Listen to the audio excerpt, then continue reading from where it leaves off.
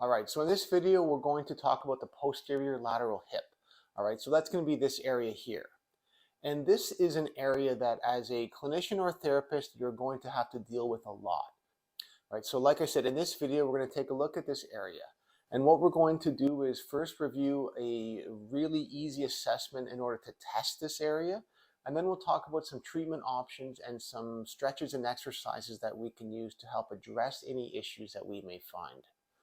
But before we get into that, let's first take a quick look at the muscles that live in this area so we know what we're dealing with here. Okay, so let's take a quick look at the anatomy and the muscles that live in this posterior lateral hip region. And this primarily is going to be the gluteal group. And so here, most superficially, we start with the gluteus maximus, which originates along the superior aspect of the iliac crest. But let's also keep in mind that the lower and the inferior section of this muscle will originate way down along the sacrum and even into the coccyx.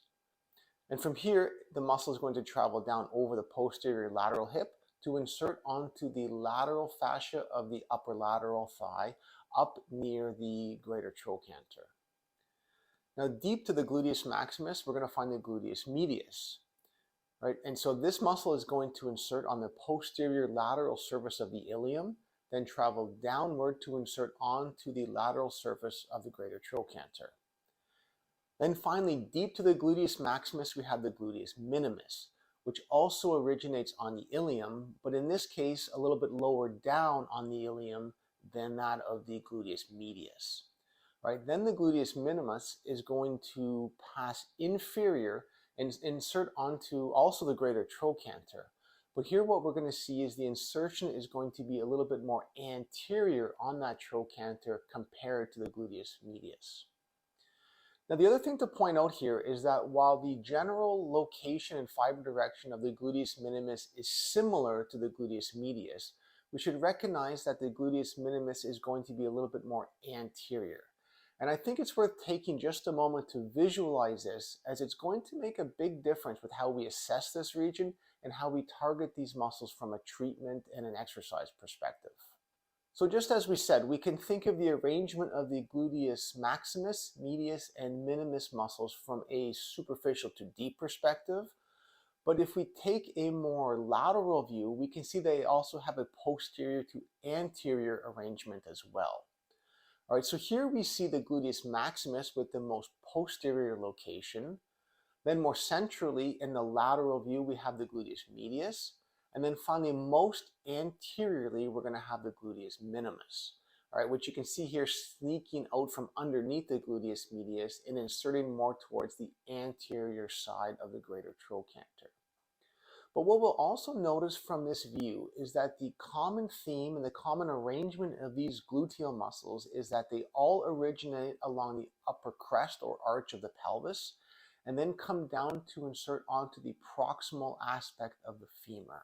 And this creates a type of fan-like arrangement between the top of the femur and the pelvis, such that it creates various lines of muscle action that allow variable movement and variable muscle control of the hip joint in multiple different planes and multiple different angles as needed.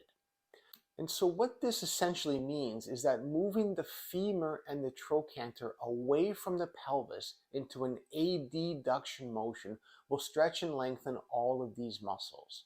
But we can also manipulate the position of the thigh to direct this stretch and direct this tissue lengthening towards not only each of these three individual muscles, but even along the various sections and different fibers within each of these individual muscles.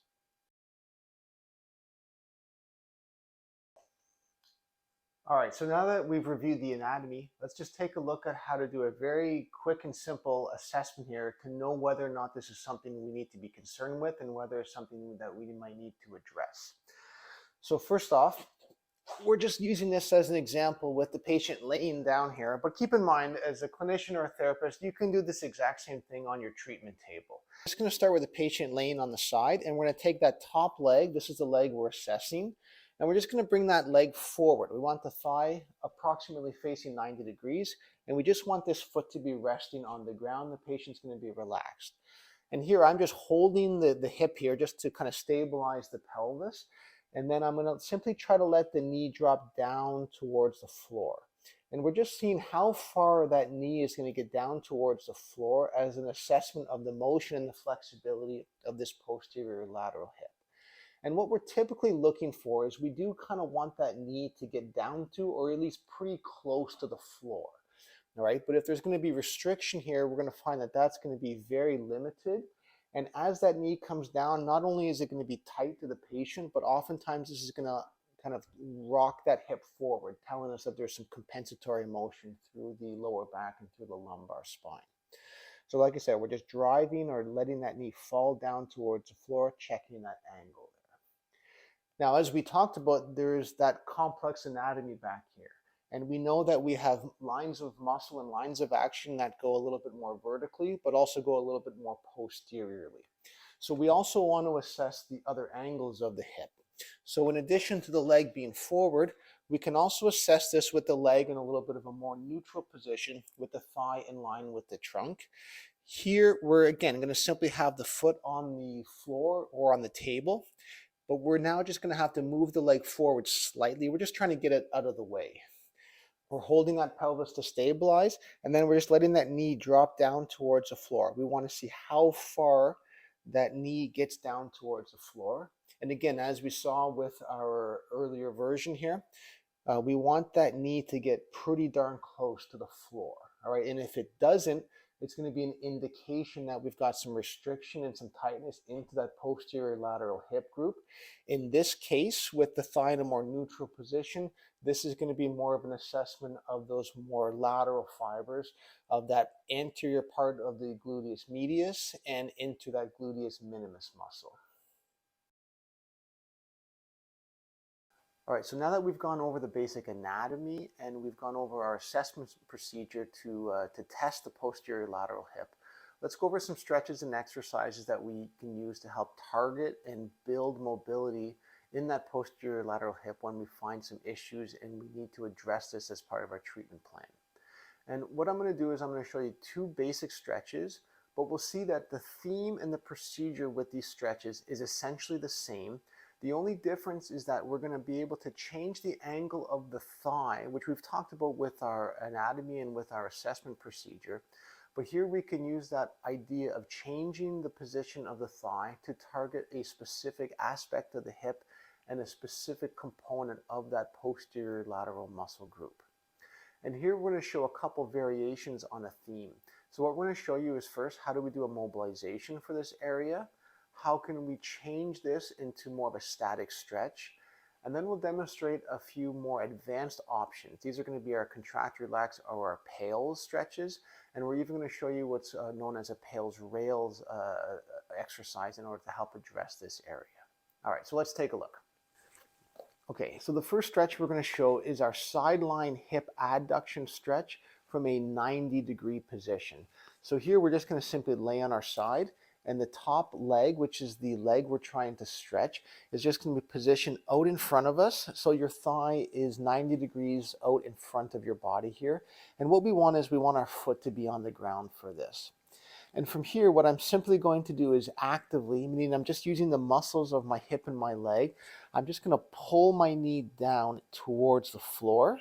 And as I do this, I should feel some contraction on the bottom into that adductor group, but I'm going to feel some stretch along the outside of this hip.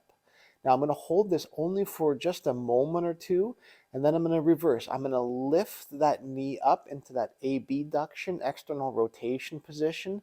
Now I'm going to feel some contraction through that posterior lateral hip. Hold that for a second or two, and then I'm going to pull that knee back down. So like I said, these are just a mobilization. This helps to create some contract relax cycles through that tissue. And it also helps just to kind of warm up the area, and it helps to teach the patient how to get the proper form with this, which is going to come in handy for our next exercise. All right, now after this mobilization, we can turn this into a static stretch. So here we're simply going to have the knee dropping down, just as we talked about a moment ago. We're going to create that stretch through that posterior lateral hip region. But now instead of an up and down, we're going to do more of a stretch and hold. The other thing that's effective is we can deepen this stretch by just kind of pressing down slightly with our hand. We can either use our top hand here or even our both hands or our bottom hand. We're just trying to pull or drive that knee down a little farther towards the floor to create that stretch through the back of the hip. And our typical prescription here is going to be to hold this stretch for 30 seconds. And we're typically going to perform 3 repetitions of that 30-second hold within each stretching session. Now, the other thing we can do as a little bit of a more advanced exercise is we can add some contraction or contract relax component to this stretch. All right, and this is often going to be referred to as a PALS or a progressive angular isometric loading exercise. So again, setup is the same. We're on our side. The knee is going to drop down to create that stretch through the posterior lateral hip. I can then use my hands to pull down, create a little bit of a deeper stretch. Now, again, I can stretch this, but I can start to add contraction to the stretch. So what I'm going to do here is I'm going to actively try to contract this group of muscles. And to do this, I'm simply going to lift my knee upwards. I'm trying to pull my hip into that abduction, external rotation position, just like we saw with our mobilization. But instead of the hip actually moving, what I'm doing is I'm resisting that motion with my hand here. So I'm pulling or isometrically contracting my muscles to pull my knee and my leg up into my hand, but I'm blocking that position or blocking that movement and resisting the contraction with my hand. I'm going to typically hold that contraction for 8 to 10 seconds. After that 8 to 10 seconds, I'm simply going to relax. I'm going to try to let that muscle just drop a little farther down towards the floor. All right, so contraction followed by relaxation is going to help to deepen that stretch. Then during the stretch phase, I can simply lightly press down a little bit farther and just maintain and hold that stretch position. And typically what we're going to do here is we're going to alternate between relaxed static stretch and then isometric contraction out of the stretch. 10-second contraction, 10-second relax and stretch. And we're typically going to perform 4 or 5 cycles of this contract relax cycle during each stretching session. And then finally, our most advanced version is going to be our PALS rails. So this is essentially combining that progressive angular isometric loading that we talked about just a moment ago, but we can combine this with a little bit of a deeper and more intense contraction of the adductor group.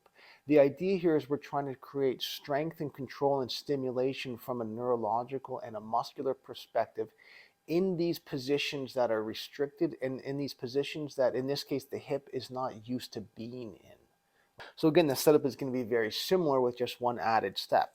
So on our side, dropping down. Again, I can kind of press down with my arm and my hand to deepen that stretch. Hold the stretch 10 seconds. I can then push up. Again, just like I did with my basic contract, relax, or PALS version, I'm holding that contraction of my thigh upwards, blocking with my hand. I'm going to hold that 8 to 10 seconds. But now instead of just relaxing into the stretch, I'm going to actively, using the muscles of my thigh, I'm going to try to pull, really contract and pull that knee down away from my hand. I'm trying to create a little gap in through here. And now I'm holding that contraction, feeling those muscles contract on the inside of my thigh into my adductor group. And that'll also help deepen the stretch, but it helps to train these adductor muscles to contracting from this more shortened or regressive angle. Now I'm going to hold this contraction for 10 seconds, and then I'm simply going to drop my hands down to kind of take up the slack that I've created, and then I'm just going to relax. Now I can just relax here, hold the stretch for 10 seconds, and then I can repeat again. I'm going to push up, trying to drive that knee up into my hand, hold 8 to 10 seconds, and then I'm going to drop down, really trying to pull that knee down towards the floor, really driving that with my muscles here, holding that active contraction downward for 10 seconds, bring my hand back down, and just relax into that new lengthened position. Again, just like we saw with our contract, relax, or basic PALS version, we're typically going to repeat this process 4 to 5 times with each stretching session.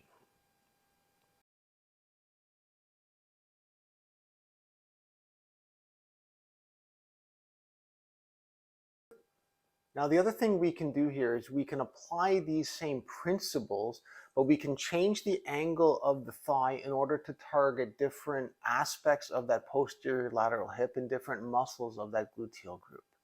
So in this case, instead of having the thigh more of a 90-degree angle, like we had with our first stretch, I'm gonna now start to bring the thigh behind me.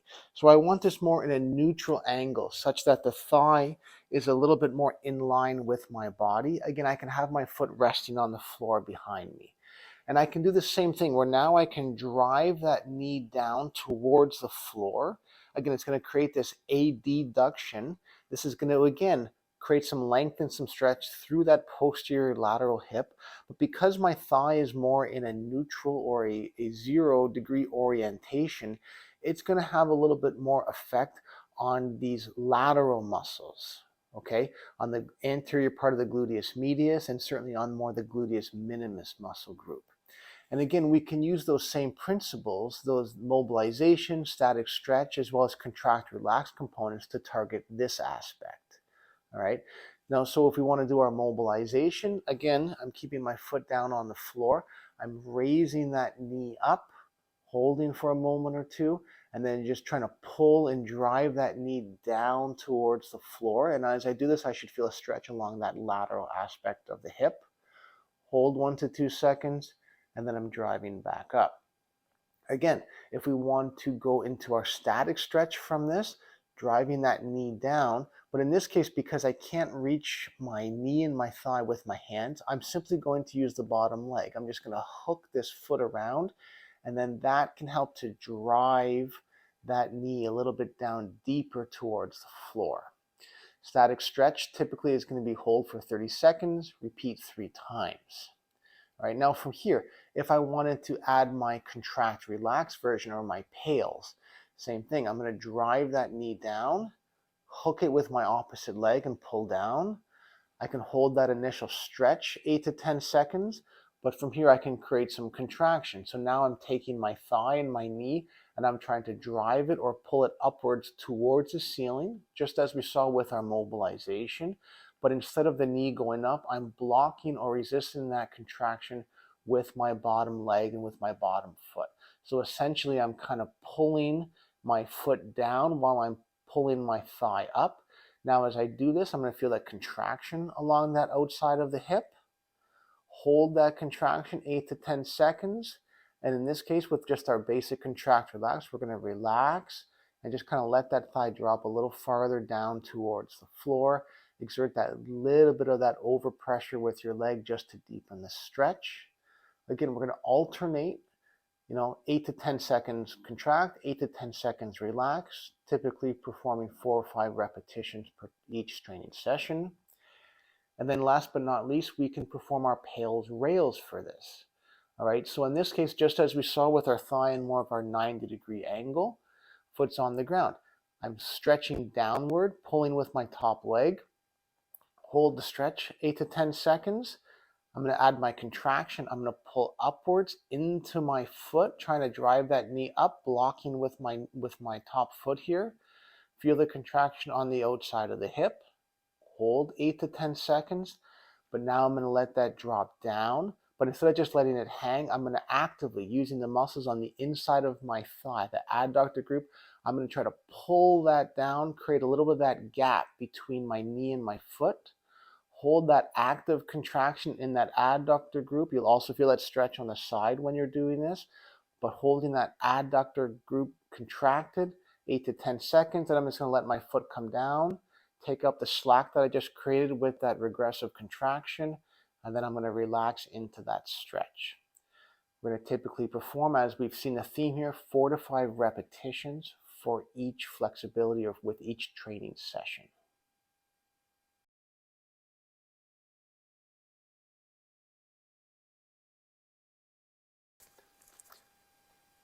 All right, now before we end this video, there's just one more quick thing I want to point out, in that we want to make sure that when we're doing these stretches, that it doesn't create too much pressure or torque on the knee. Because one of the things that happens is that as your leg is in this position and you drop down, it does create a little bit of an external rotation because of the way the foot is positioned at the floor. Now, for the majority of people, this won't be an issue, and if it's not an issue, we don't overthink it. However, if it is a type of thing where it creates a little bit of torque at the knee, we certainly don't want to create a knee problem to solve a hip problem. But there's typically one very simple, easy fix when this is the case, and that is simply to use something under the ankle, like a yoga block, for example. But if I have my foot more in this position and I drop down, my foot can rotate inward. So it negates that external rotation at the knee.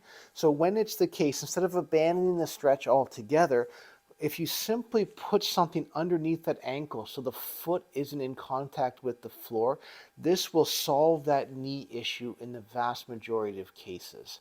And again, just out of convenience, I'm showing you in this 90-degree position, but we could use the exact same procedure when our foot is back. Again, it's the same principle. We're just trying to negate that external rotation torque on your knee. But as I said, if there is any knee issues, we want to be mindful of that. But in the vast majority of cases, adding that block or the equivalent under the ankle to just unload the forefoot is going to solve the problem with most cases.